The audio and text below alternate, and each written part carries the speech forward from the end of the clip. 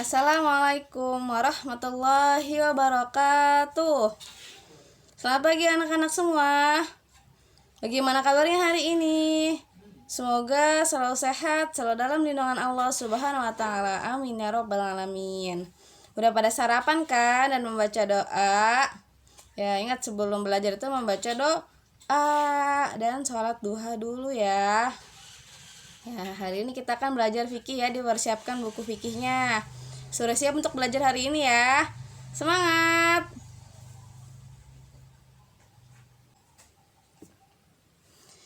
Ya, kita akan belajar fikih tentang tayamum.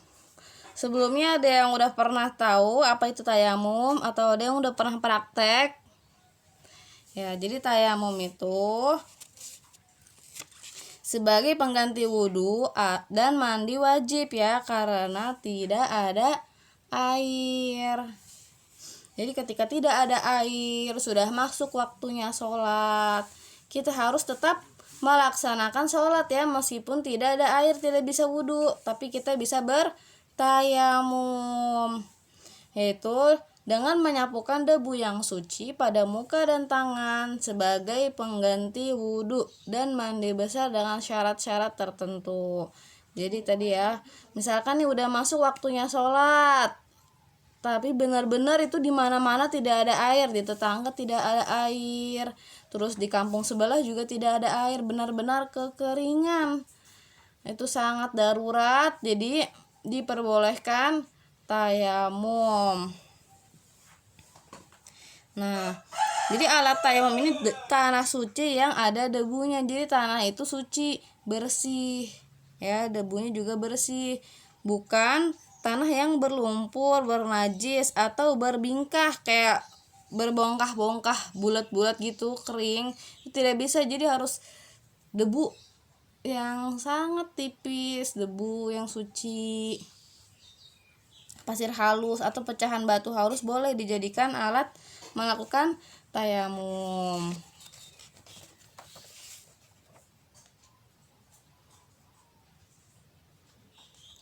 Nah, jika seorang muslim terlanjur melakukan tayamum kemudian melaksanakan sholat, lalu ada air yang datangnya ke belakangan nih, dia udah sholat tayamum ya, kemudian ada air datangnya belakangan, maka ia tidak wajib mengulang sholatnya. Namun demikian, untuk menghilangkan hadas harus tetap menggunakan air ya, mengutamakan air daripada tayamum yang wajib hukumnya apabila sudah tersedia. Tayamum untuk hadas hanya bersifat sementara dan darurat hingga air sudah ada. Jadi untuk menghilangkan hadas besar, hadas kecil tetap mengutamakan air. Nah, di dalam surat An-Nisa ayat 43 yang artinya, adapun jika kamu sakit atau sedang dalam perjalanan atau sehabis buang air, atau kamu telah menyentuh perempuan sedangkan kamu tidak mendapat air, maka bertayamumlah kamu dengan debu yang baik atau suci. Usapkanlah wajahmu dan tanganmu dengan debu itu. Sungguh Allah Maha Pemaaf, Maha Pengampun. Nah, jadi syariat tayamum itu merupakan kekhususan ya bagi umat Nabi Muhammad SAW. Syariat ini tidak diberikan kepada umat-umat sebelumnya. Ada juga dalam sebuah hadis ya, diberikan kepadaku 5 perkara yang tidak diberikan kepada seorang nabi pun sebelumku. Pertama, aku ditolong dengan ditanamkannya rasa takut pada musuh-musuhku terhadapku walaupun jarak aku dan mereka masih sebulan perjalanan. Kedua, bumi dijadikan untukku sebagai masjid, tempat mengerjakan sholat dan sebagai sarana bersuci. Hadis riwayat Al-Bukhari 323, 419 dan Muslim 810. Nah, ini dalam sebuah hadis ya. Jadi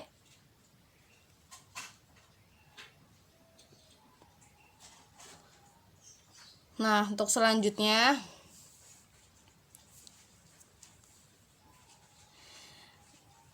ada sebuah hadis lagi dari Hudzaifah Ibnul Yaman radhiyallahu anhu, Rasulullah SAW bersabda, tanah yang suci adalah bersucinya muslim meskipun tidak menjumpai air 10 tahun. Abu Daud At-Tirmizi. Nah, ada beberapa syarat tayamum. Yang pertama itu tidak ada air. Jadi tidak adanya air untuk berwudu atau mandi, diperbolehkannya seorang muslim melakukan tayamum dengan tanah. Namun, ketiadaan air itu harus dipastikan terlebih dahulu dengan cara mengusahakannya, baik dengan cara mencarinya maupun membelinya. Apabila sudah diusahakan dengan berbagai cara untuk mendapatkan semua jenis air yang dapat digunakan untuk bersuci, namun tetap tidak mendapatkan, maka baru dibolehkan bertayamum. Ya, dalil yang membolehkan untuk bertayamum diantaranya adalah sebuah hadis yang menyatakan selama tidak mendapatkan air, selama itu pula dia boleh bertayamum, meskipun dalam jangka waktu yang lama. Kedua itu sakit yang tidak boleh terkena air. Ya, sakit karena luka ataupun jenis penyakit lainnya yang ditakutkan semakin parah atau terlambat kesembuhannya, maka diperbolehkan untuk bertayamum. Hal ini atas dasar pengalaman pribadi ataupun anjuran dari dokter atau ahli dalam masalah penyakit. Jadi dasar hukum yang membolehkannya ketika sakit bertayamum adalah hadis Rasulullah SAW yang menjelaskan bahwa ketika itu beberapa sahabat sedang dalam perjalanan.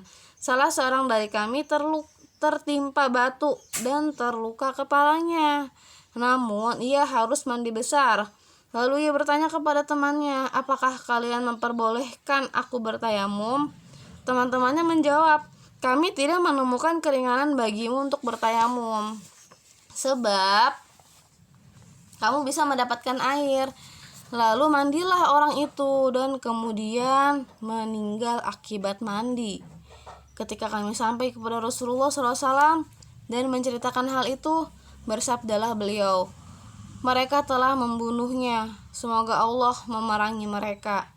Mengapa tidak bertanya apabila tidak tahu? Sungguhnya obat kebodohan itu adalah bertanya. Cukuplah baginya untuk bertayamum." Jadi cukup bagi orang yang sakit tadi, yang kepalanya terluka tuh cukup jika ingin mandi besar, tapi dalam keadaan sakit seperti itu, terluka parah, maka dia cukup bertayamum saja. Karena jika terkena air bisa menyebabkan kematian ya, tapi itu semuanya sudah terlanjur, orang itu sudah meninggal. Dan bagi orang yang tidak tahu, itu obat kebodohan adalah bertanya. Jadi jangan malu-malu untuk bertanya. Nah, orang ini dia sok tahu nih, bilang harus mandi karena ada air, padahal tidak. Rasul membolehkan untuk bertayamum. Itu hadis riwayat Abu Daud, Ibnu Majah, Daruqutni, dan disahihkan oleh Ibnu Sakan. Yang ketiga itu telah masuk waktu sholat. Ketika waktu sholat habis, meskipun air tersedia, namun jika berwudu ditakutkan waktu sholat habis, maka boleh bertayamum. Nah, yang keempat itu memakai debu yang suci. Tanah yang digunakan untuk bertayamum adalah tanah atau debu yang suci dari najis. Tanah di sini berarti yang sejenis dengannya seperti batu, pasir, debu, atau kerikil. Para ulama bersepakat bahwa di dalam Al-Quran disebutkan dengan istilah sa'idan thayyiba, yang berarti apapun yang menjadi permukaan bumi, baik tanah maupun sejenisnya. Termasuk debu yang bersih untuk tayamum di sini adalah menepukkan tangannya ke dinding atau apapun yang suci dan terdapat unsur debu yang menempel. Sebagaimana dijelaskan dalam hadis bahwa Nabi Muhammad SAW menepukkan kedua telapak tangan beliau ke dinding. Jadi dinding itu lama-kelamaan kalau tidak dibersihkan itu berdebu ya. Itu bisa digunakan untuk bertayamum. Nah, syarat yang kelima yaitu dalam perjalanan jauh. Nah, jumlah air tidak mencukupi karena jumlahnya sedikit. Kondisi ini tidak berarti tidak ada air, namun ada air tetapi hanya cukup untuk diminum atau untuk keperluan lainnya. Misalkan ya, kalian sedang dalam pesawat nih, kereta api atau kapal laut. Nah, para ulama mengatakan ya, bahwa meskipun ada air yang hanya cukup untuk memberi minum seekor binatang yang kehausan, maka harus didahulukan memberi minumnya. Tidak perlu wudhu dan cukup bertayamum saja. Bahkan ketika melihat seekor anjing sekalipun yang sedang kehausan, boleh bertayamum, sedang air yang ada diberikan kepada anjing itu. Jadi jika hanya ada air sedikit nih, kita sedang dalam perjalanan jauh, nyampainya cukup jauh, sedangkan di daerah sekitar situ tidak ada air, maka bisa untuk bertayamum. Dan jika kita hanya ada air cuma sedikit, cukup untuk tadi minum anjing ya, minum hewan, seekor binatang yang kehausan, maka lebih diutamakan untuk air itu untuk hewan tersebut ya, kita bertayamum saja. Nah, selanjutnya itu karena sulit mendapatkannya. Kesulitan mendapatkan air bukan karena tidak ada, tetapi ada hal lain yang lebih besar bahayanya. Misalnya, takut barang-barangnya hilang atau kehilangan nyawa karena mencari air. Ada air di dalam jurang yang dalam yang harus diambil dengan menuruni tebing terjal. Ada musuh ataupun hewan buas yang menghalangi antara dirinya dengan air. Ada sumur namun tidak ada alat untuk mengambilnya. Seorang tawanan yang tidak diberi air untuk wudhu. Selanjutnya yaitu air yang ada suhu atau mengandung kemudaratan. Ya, jadi dalam kondisi tertentu suhu dingin berwudu terkadang mendatangkan mudarat ya. Meskipun sebetulnya air dapat menjadi panas jika dihangatkan dengan alat pemanas. Namun tidak semuanya memiliki alatnya. Dalam keadaan seperti itu, tayamum diperbolehkan. Suhu dingin di sini bukan dingin seperti seseorang yang hidup di daerah panas, misalnya Jakarta, kemudian pergi ke daerah puncak yang berhawa sejuk. Bahkan dingin di pagi hari. Hal itu belum diperbolehkan tayamum karena rasa dingin hanya dirasakan pribadi dan bukan menurut semua orang. Diperbolehkan tayamum dalam kondisi suhu tertentu yang menimbulkan kemudaratan berdasarkan takrir Rasulullah SAW saat beliau melihat suatu hal peristiwa dan mendiamkan, tidak menyalahkannya. Dari Amr bin As radhiyallahu an bahwa ketika beliau diutus pada perang Zatus Salasil, ia berkata, "Aku mimpi basah pada malam yang sangat dingin. Aku yakin sekali apabila mandi pastilah celaka. Maka aku bertayamum dan sholat subuh mengimami teman-temanku. Ketika kami bertemu Rasulullah SAW, mereka menanyakan hal itu kepada beliau. Lalu beliau bertanya, 'Wahai Amir, apakah kamu mengimami sholat dalam keadaan berhadas besar?' Aku menjawab, 'Aku ingat firman Allah, janganlah kamu membunuh dirimu sendiri. Sesungguhnya Allah Maha Pengasih kepadamu.' Maka aku tayamum dan sholat." Mendengar itu Rasulullah SAW tertawa dan tidak berkata apa-apa. Hadis riwayat Ahmad, Al-Hakim, Ibnu Hibban, dan Daruqutni. Jadi di sini air itu benar-benar sangat dingin dan bisa menyebabkan kematian ya, atau bisa menyebabkan celaka. Maka diperbolehkan untuk bertayamum.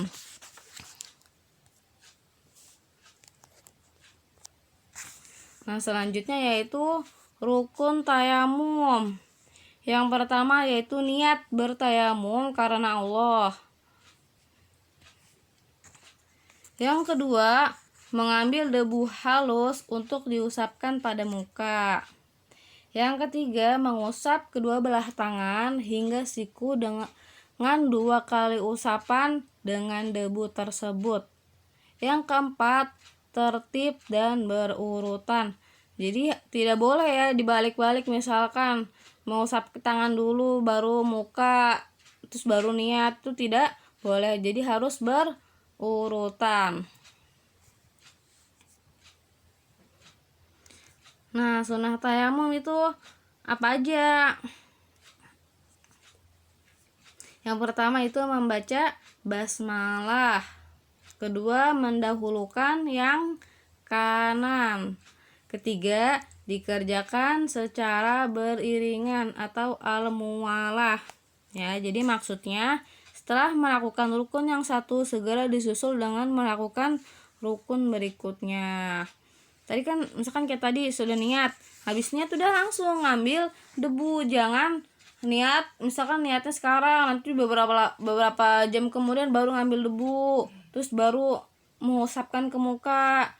Tuh jangan ya, jadi langsung berurutan dikerjakan saat itu juga. Nah, hal-hal yang membatalkan tayamum itu apa aja sih? Yang pertama yaitu segala yang membatalkan wudhu. Udah tahu kan apa aja yang membatalkan wudhu? Yaitu keluarnya sesuatu dari depan ataupun belakang ya. Nah, kemudian apa lagi? Ya, pokoknya segala sesuatu yang membatalkan wudhu, nanti kita bahas di pembelajaran selanjutnya. Terus kemudian ditemukannya air. Jadi kita udah tayamum nih, belum sholat nih, habis tayamum terus tiba-tiba udah ada air nih. Kalau nggak air pam udah nyala, nah itu batal tayamumnya. Jadi kita harus wudhu menggunakan air. Nah, selanjutnya hilangnya penghalang. Jadi di sini apabila halangan untuk mendapatkan air sudah tidak ada, maka tayamumnya batal. Seperti jika ada binatang buas di dekat sumur, kemudian binatang itu pergi, maka kita wajib wudhu. Seperti itu ya. Nah, untuk tugas, ingat dan hafalkan dalil disyariatkannya tayamum ya, diingat dan dihafalkan. Terus yang kedua, ingat dan hafalkan syarat-syarat diperbolehkannya tayamum. Tadi apa aja syaratnya? Ada 7 ya, dihafalkan. Terus ingat dan hafalkan rukun tayamum. Apa saja rukunnya? Dihafalkan. Terus yang keempat, ingat dan hafalkan hal-hal yang membatalkan tayamum. Nah, sampai sini paham? Semoga Allah mudahkan kita dalam belajar. Semoga mudah paham dan tidak cepat lupa.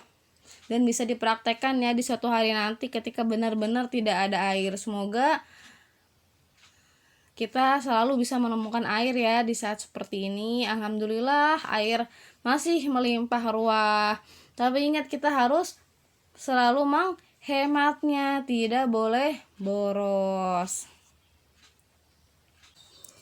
Selalu ibu ingatkan ya, untuk ketika keluar rumah selalu menggunakan masker, karena masker dapat melindungi kita ya, melindungi diri kita dan melindungi orang-orang yang berada di sekitar kita. Jadi ingat, selalu menggunakan masker ketika keluar rumah ya. Maskerku menjagamu, maskermu menjagaku. Ingat ya, semoga kita semua selalu dalam lindungan Allah dan dijauhkan dari wabah penyakit. Amin ya rabbal alamin. Terima kasih semuanya.